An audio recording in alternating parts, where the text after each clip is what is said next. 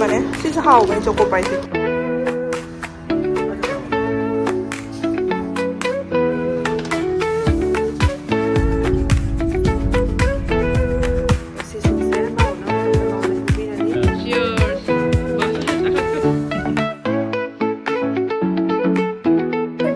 Good morning and welcome back to my channel. Mayam punamaku aigi channel asida taram nokchari mayam kam taunarige nungairamuni habisu thaje ai su yam nungai ngasi di atai ka nungai ngasi da tai ka harawe aba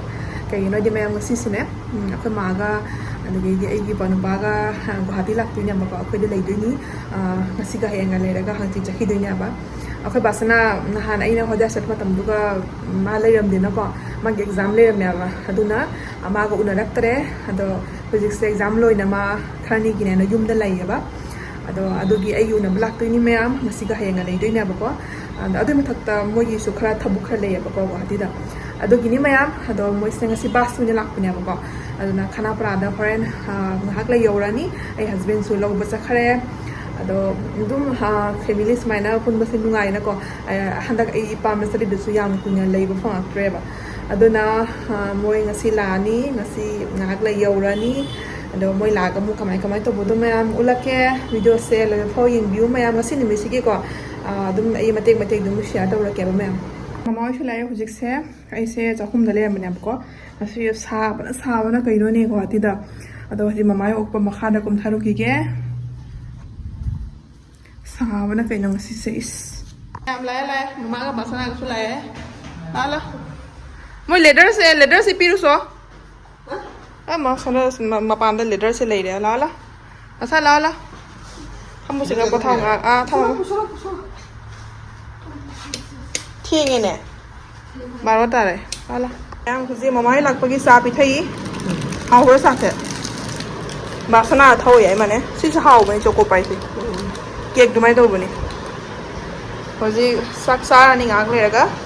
masi leijara singse mama na lembi gi na pubirakpani mama lakani na khangbade ko lembi na ne da leijara kha pubiro na hairo na ko ina hagi bati mama na pubirakpani ko ado moi se bas ta lakpani na ko yam na purak pungam dre ba isai gai do pur lakpata di myam purak ko da ba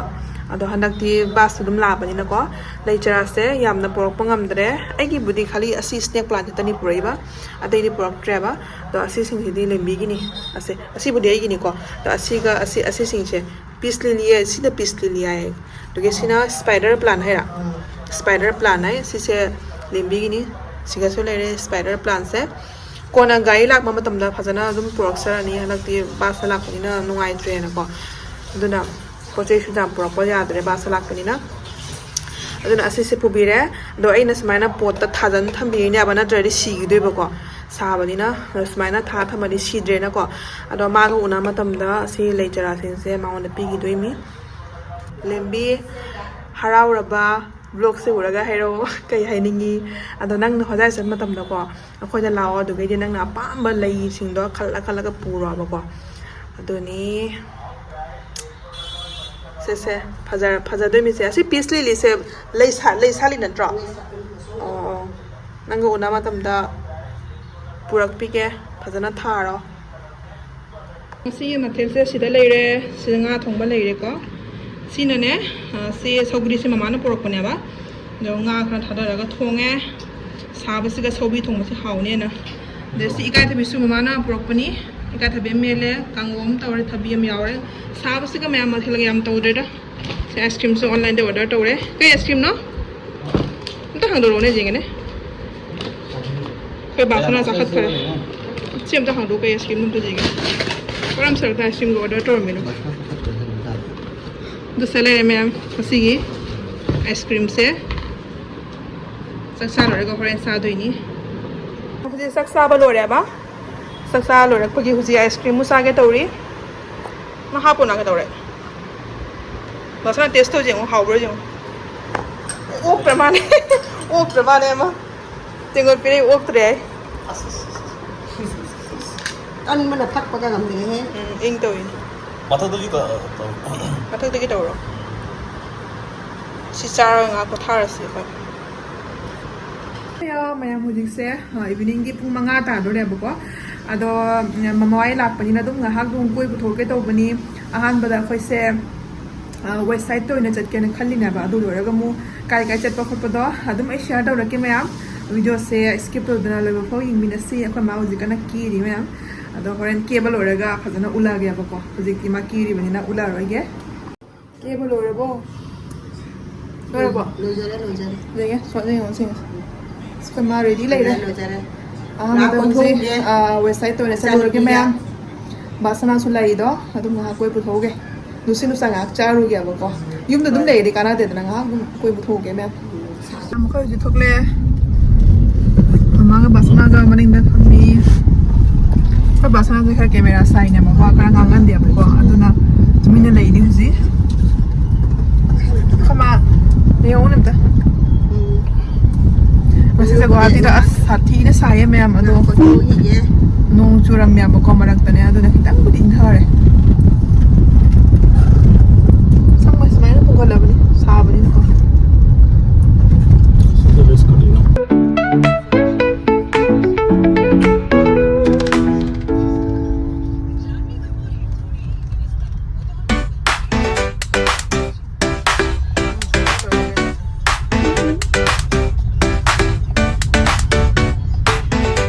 Westside dia ore. Westside tu hina aham belai ya. Lo sang xe khỏi gari parking tàu đấy lo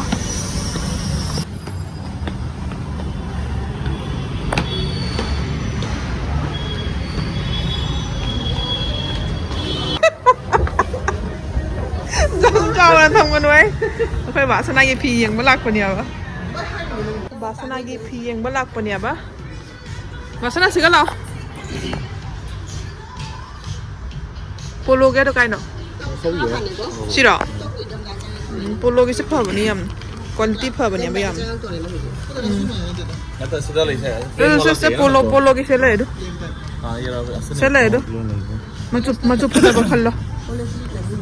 근데 저 퍼지. 내 모바일은 맞죠 지금 말아 되고 네 모바일라. 모바일은 좀 맞죠. Kirana Excel. Excel sudah lagi. CD 감 라이트에다. 시 퍼다 돼 Basana. 시 퍼지. CD black ni ni one blue ni ne se du mobile size tu di wai ne se black ko mane ne se Black ni black. mobile se blue tu ma do yung du black ko mane black mal ne bi blue ro hang da mobile se di blue tu ma do re je ya bane do size to jo si jam chaman gare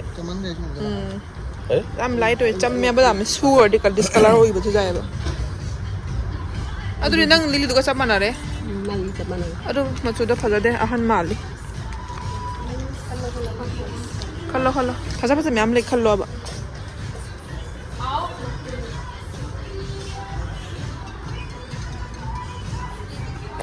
papa su me lili tura ha Ko L ni. de ji one nang size ke le mani ne Apa dah bola? Hazai ne bat sinang sin ne ngan hok pa hen doi ba na sa do au thok pa ne ba si de le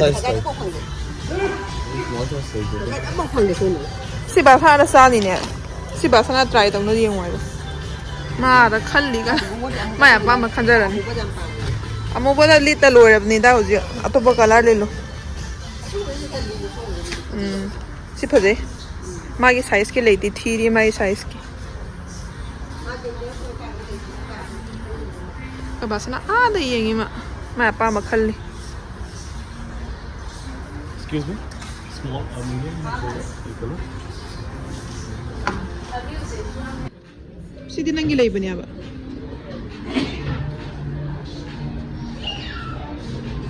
Sumana half t-shirt se phaja bani jeans ki amna lem ni am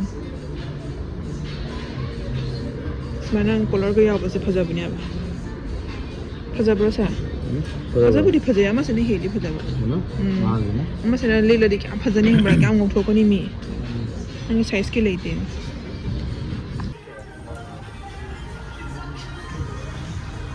Pagi dah nak pergi dah. nupagi ni ne si nupagi na tani ne ka ni nupagi no ne nupagi na tani Parah ni. si asawa pin winter pin ni siguro masidi Guwahati da sila di Lores ha ba siga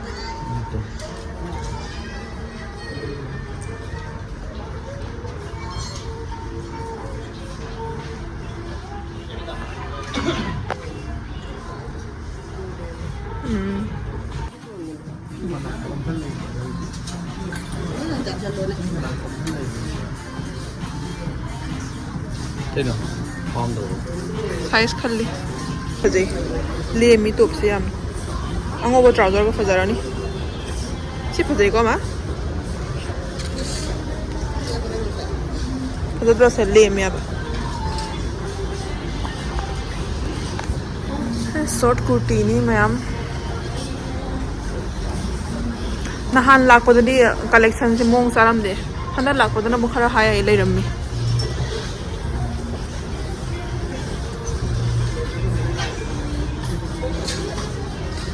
बासना तो era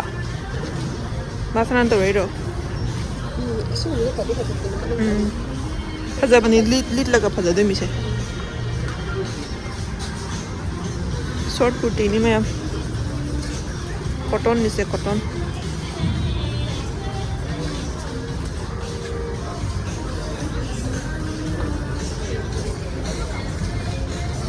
coat छेड़े माने थे coat set ने दूसरी का मखा से का पुल्ली ने अब हंगाव से का ने पुल्ली बा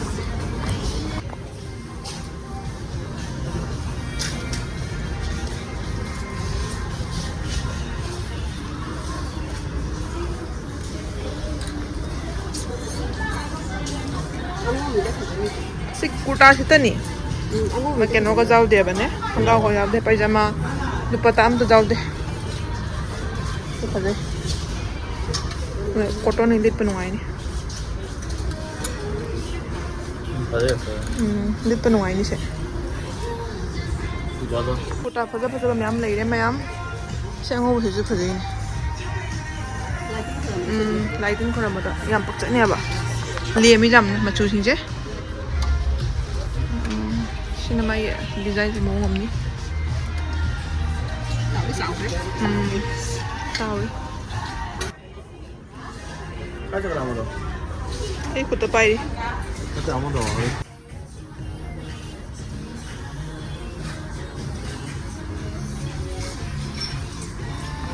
मैम शॉपिंग लोरे शॉपिंग से ngasi basana के दोइना तौरे सिदई अदो हुजिक से युम हल्लनी से होई युम हल्लेबको अदो डोमिनोस ता basana की पिज्जा लेबी बजकी मबाइना पिज्जा दोरी आइना जुम पैकिंग तौरगा जुम दुम पुरनी अब अखोय बुदि चारोइदा अखोय दि चक चारोनी ममा इबानिदि हुजि युम जौरे अदो से लेरेगो पिज्जा से basana का माका सादोरी आइ आई बुदि सानिंग देदा ममा जो हिनुदा बनि पिज्जा से के पिज्जा ना सिसे बाबू मामा क्या मार्गरीटा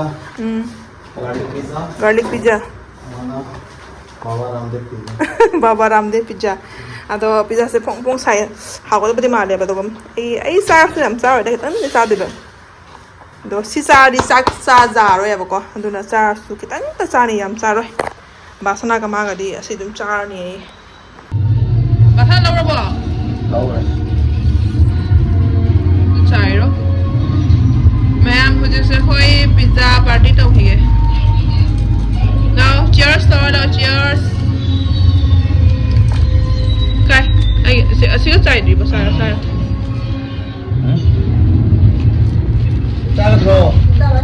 मा मा का जाओ लाउने मा चिकन है नॉन वेज है नॉन वेज 어디 자로 से पायो नंगसु 아니 막 नॉन वेज लो 노이잖아 cheers basana पे요 cheers basana 자갓